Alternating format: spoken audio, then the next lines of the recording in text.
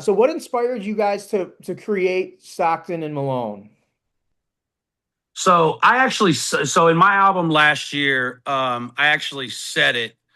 I said it in one of our songs that DB and I did.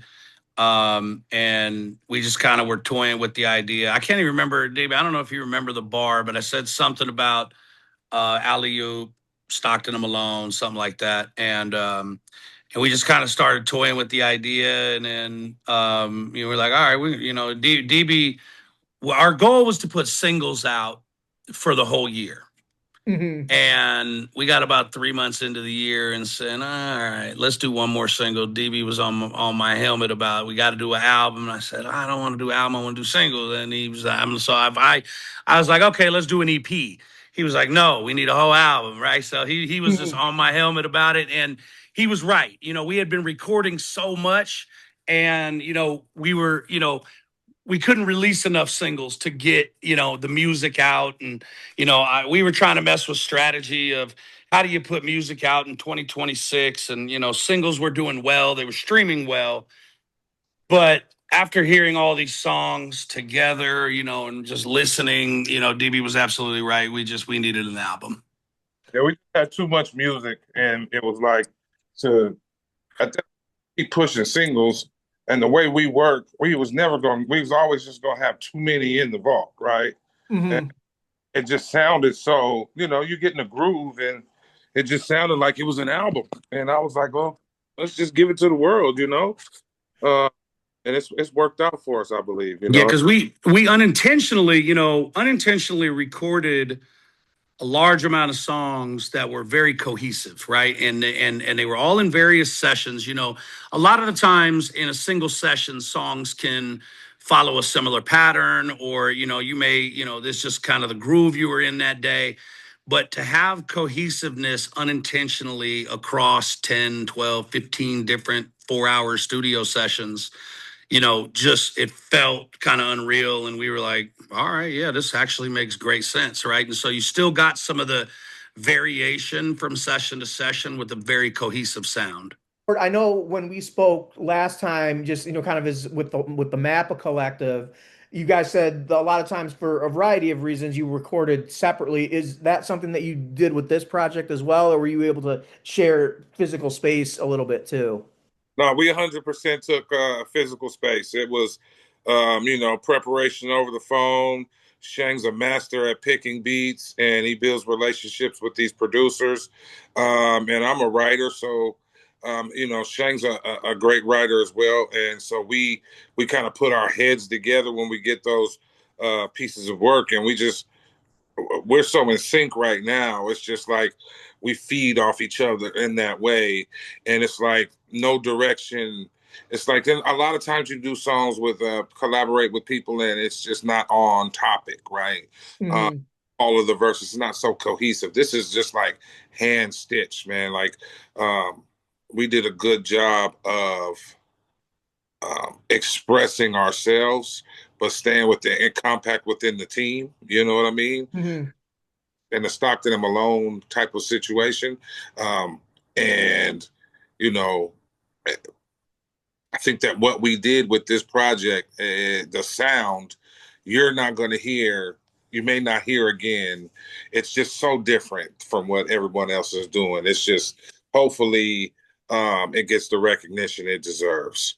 But are there any records on this project that are especially memorable to you, whether it be the creation of it, the final product?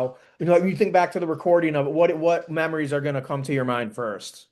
I think for me, there's a couple. There's a couple. Yeah, is a very special record. And Black Sea.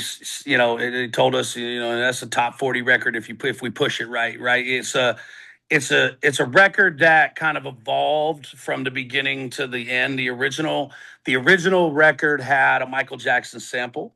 And then, we finalized the song around the release of Michael's biopic, right? And Michael's already a very tough person to try to sample anyway. DB hit some notes in his portion of the song that I got to tell people sometimes, like, that's DB, not Michael, right? Uh-huh. To me, he channeled his Michael Jackson in that.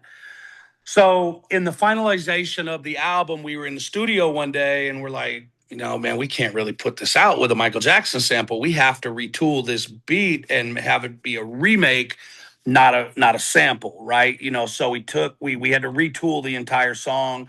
Our engineer Jeremiah Rios did a wonderful job of retooling, and there's live instrumentation in it now. And I can't wait to perform the song with a live band. There is a couple other records, like Cruel Summer and Rule the World on there that, I frankly, and DB will tell you, I love the songs. I was unsure and uncertain. And then Phoenix Flexen put out a song. He's from Shoreline Mafia, a younger guy.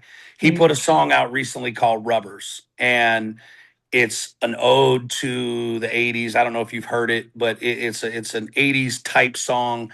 Turns out there's some AI in there, but DB really has, these songs, Cruel Summer and Rule the World, are kind of in their own subgenre that we're calling yacht rap.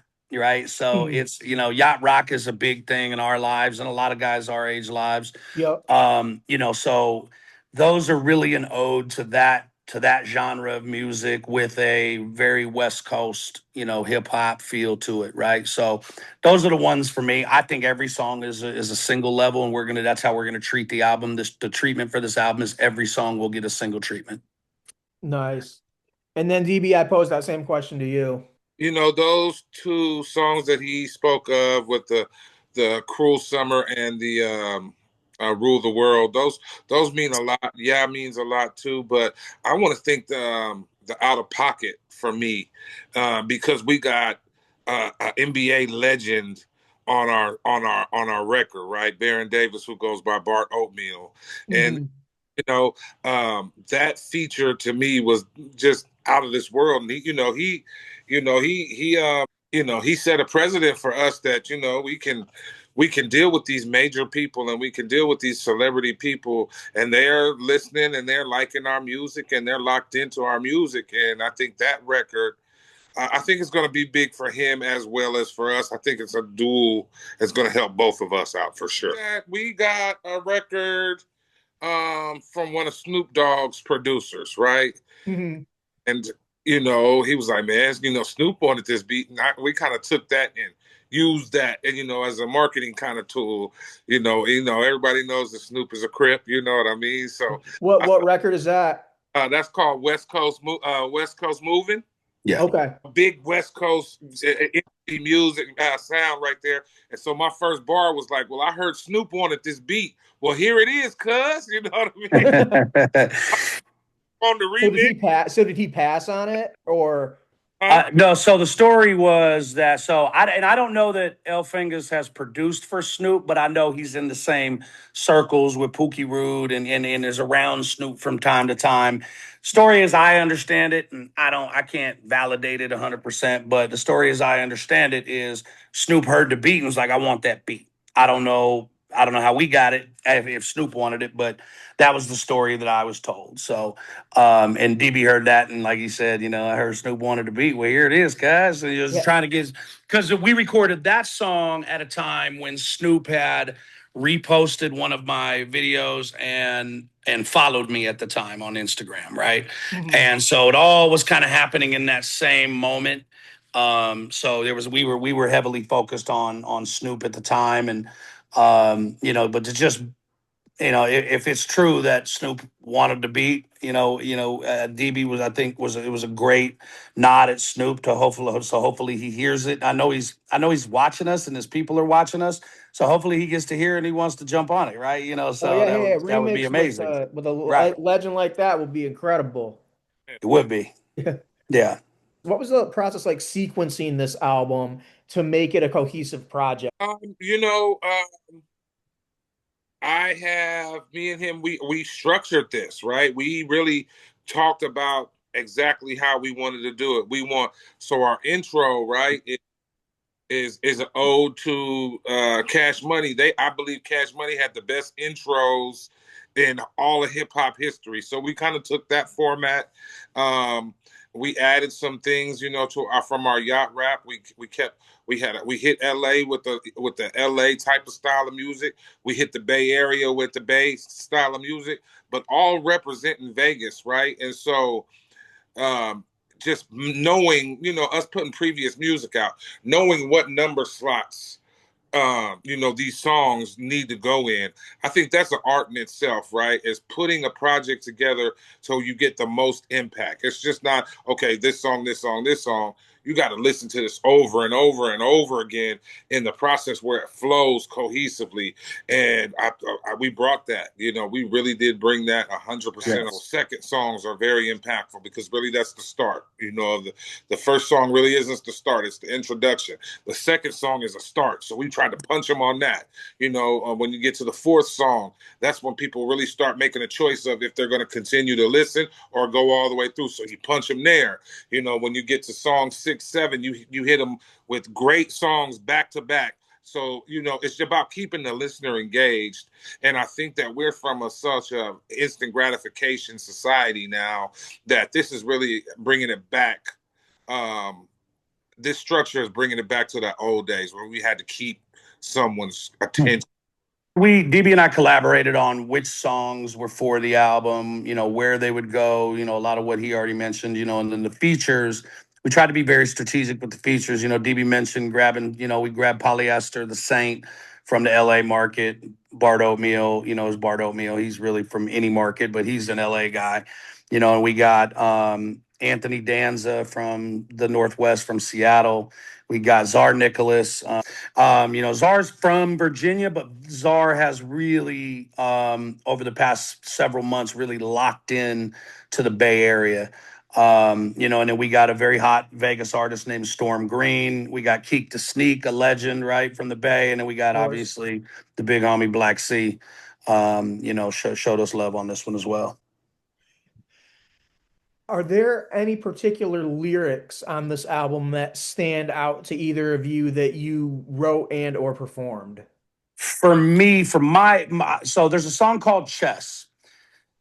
And when DB, you know, it was a beat that I got from El Fingers. I sent it over to DB. He presented it back to me with a hook talking about chess, not checkers, right? You know, and I wrote my verse from the standpoint of playing a game of chess, but it's also about my girl, right? My wife, Mhm. right? So it's from the it's from the perspective of playing chess as the queen, and her job is protecting the king, right? So I think for Mhm. me, that's my favorite overall verse.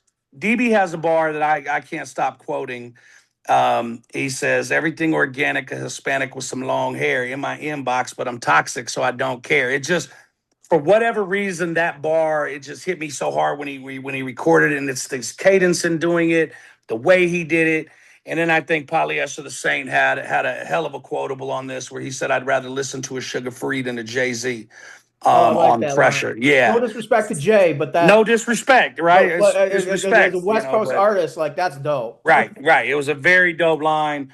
You know, so I think this whole album is riddled with similes, and you know, I think people use the word metaphor incorrectly, right? It's more similes, and you know, and you know, but there's double and triple entendres everywhere throughout the entire album.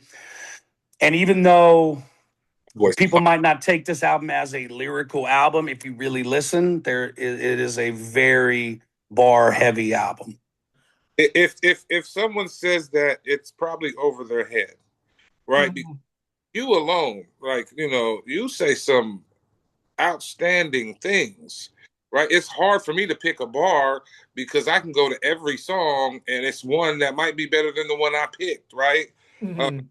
Riddled, like he says, you know, and it's not only that, it's bars, right? It's wisdom, it's knowledge, right? It's like a like I was telling him, is he's writing in a rap, you know, keys to success, right? Mhm.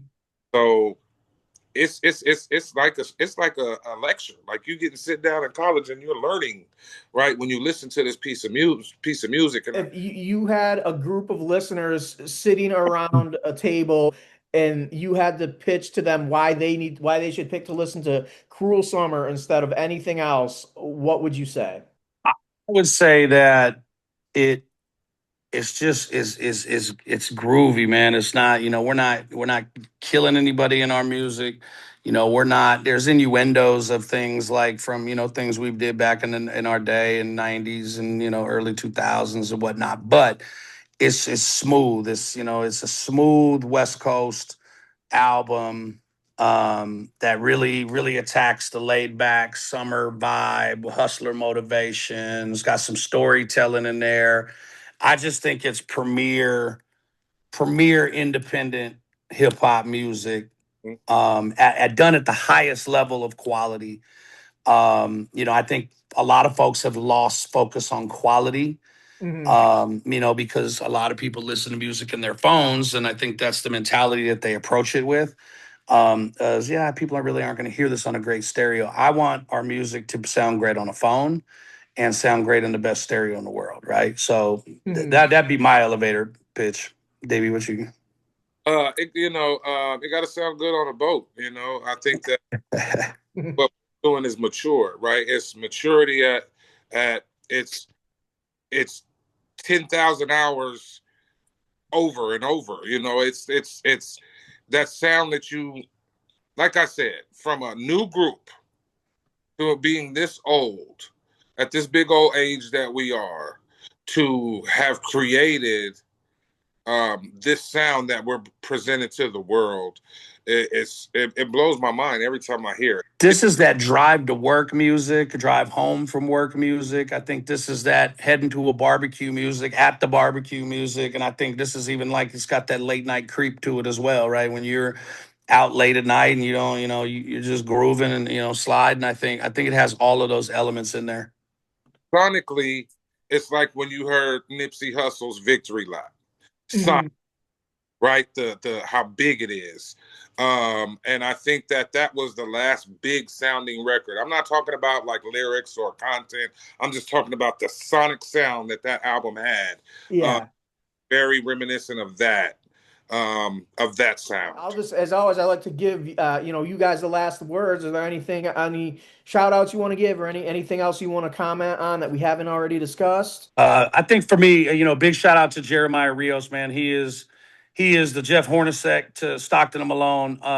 He is that kind of that unsung hero that helps, helps you get to the chip, right? I think there's a lot of people that played a big part in this. Black Sea is always a big supporter of ours, and gives us a lot of opportunities. But although the entire production team, and there's some heavyweight production on there from some guys who are virtually unknown, but very well known in the circles of rappers, right? Because of their level of quality. And then but for me, is a big thanks to my partner DB and and everybody else that helped us along the way. Yeah. Cool. Special thanks to our wives, you know what I mean? Yeah, Like yeah, that's a good one. Yeah, put up with a lot of nonsense over the past few months, and so that's big, just the support team the support that we get. Um it keeps us going, right? Just you having building a relationship with you and building a relationship with writers and keeping those hip hop ethics alive and us doing our part.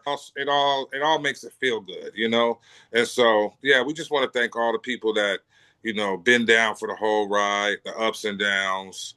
The wives, the kids, the grandbabies, all of them to give us inspiration. That's it.